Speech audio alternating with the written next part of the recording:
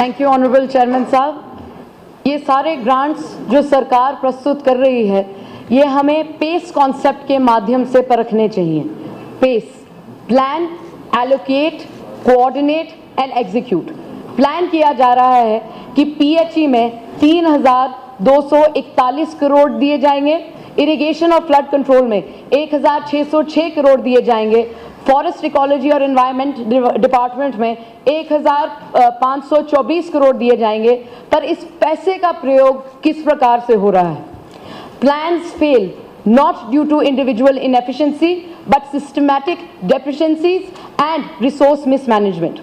Honorable Chairman साहब, I would like to put on the record कि बाढ़ की परिस्थितियों में भी हमारे JEs, AEEs, एक्सियंस, MDs of the PWD, PHE, PDD, JKPDCL were on the ground 24/7. उन्होंने दिन रात एक करके पूरी जो कोशिश कर सकते थे उन्होंने कोशिश की।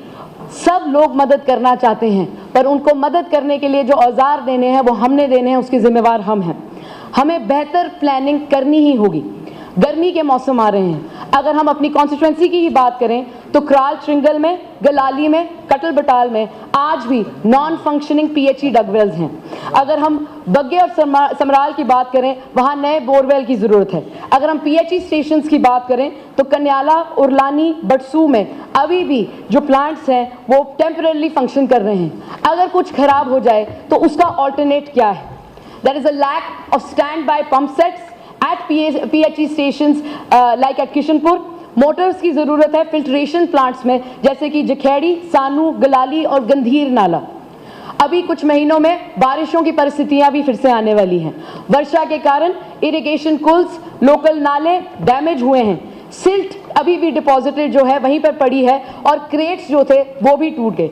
इसके कारण हमारे इलाके में कटल बटाल, कंगरैल, खलैती, लोअर जंडियाल, कोट जगीर, नदौर, सोड़ा टन पंचायत में इतना सारा डैमेज हुआ है, उसे उसकी मरम्मत करना हमारी जिम्मेवारी है।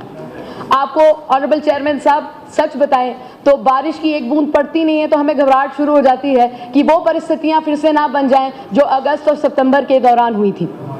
एलोकेशन की बात करें तो जब हम एलोकेशन करते हैं हमें ध्यान रखना पड़ेगा कि गर्मी के मौसम का और बारिशों के मौसम का चैलेंजेस जो हैं वो कगार पर हैं। डीपीआर बनाना सिर्फ काफ़ी नहीं है, उसमें फंड्स एलोकेट करना भी बहुत ज़्यादा ज़रूरी है। हमें ध्यान रखना है कि जो हम फंड्स एलोकेट कर रहे हैं वो ना सिर्फ इन चैलेंजेस के लिए है पर पीएचई डेली वेजेस के लिए भी है। और हमें ध्यान रखना है that daily wages are the backbone of our government. ये वो प्लम्बर्स हैं, ये वो फिटर्स हैं जिनकी वजह से पीएचई विभाग जो है वो पूरी तरीके से दिन रात लोगों तक पानी पहुंचाता है। इनकी मरम्मत के लिए इनको रिसोर्सेज और पैसों की ज़रूरत है। मैकेनिकल विंग मरम्मत करने तो पहुंच जाता है पर उनके पास पैसे नहीं हैं। कोऑर्डिनेशन की अगर बात करें तो पीएचई ही विभाग के सिविल विंग में और मैकेनिकल विंग में कोऑर्डिनेशन में लैप्सेस हैं। जब सिविल टेंडर करता है तो मैकेनिकल काम करने से कतराता है और जब मैकेनिकल टेंडर करता है तो सिविल विंग काम करने से कतराता है। ऑनरेबल चेयरमैन साहब, आप मानेंगे नहीं, यहाँ तक बातचीत होती है कि अगर एक बोरवेल में अगर हमने तार लगानी है तो अगर वो सिविल से टेंडर होता है तो मैकेनिकल को पता नहीं होता और मैकेनिकल और सिविल जो है इस बात पे चर्चा करते रह जाते हैं कि कितनी लंबी तार लगनी चाहिए। इसका निर्णय करते करते हफ्ते लग जाते हैं।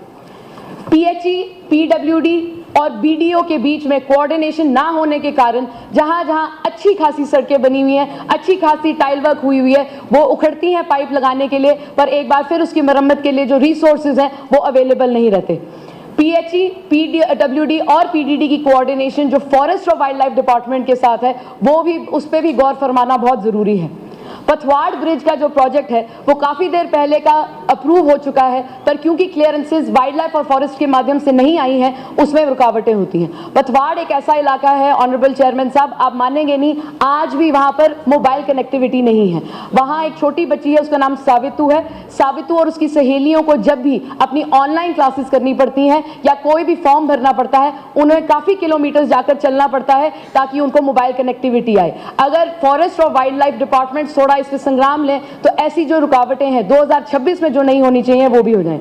उसी प्रकार से सुरिनसर और सुगून में फॉरेस्ट और वाइल्ड लाइफ के माध्यम से जो क्लियरेंसेज हैं, हम उम्मीद करते हैं कि और बेहतर तरीके से हों। साथ ब साथ फॉरेस्ट और वाइल्ड लाइफ की ये जिम्मेवारी बनती है कि मंकी मेनेस, जो मुझे पता है कि जब भी हम बंदर बोलते हैं इस सदन में तो काफ़ी हमें हंसी आती है, पर ये एक बहुत बड़ी समस्या है। लाखों का एग्रीकल्चरल लॉस हो रहा है इनके माध्यम से, और फॉरेस्ट कॉरपोरेशन के जो एम्प्लॉयज़ हैं इनकी भी समस्याओं का समाधान हमारी जिम्मेवारी है।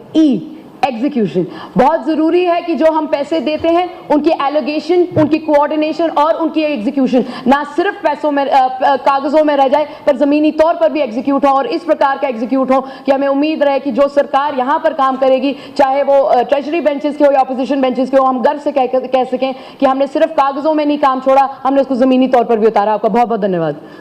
आप क्या बोलना चाहते हैं? रामेश्वर सिंह, आप पॉइंट ऑफ ऑर्डर है कुछ आपका?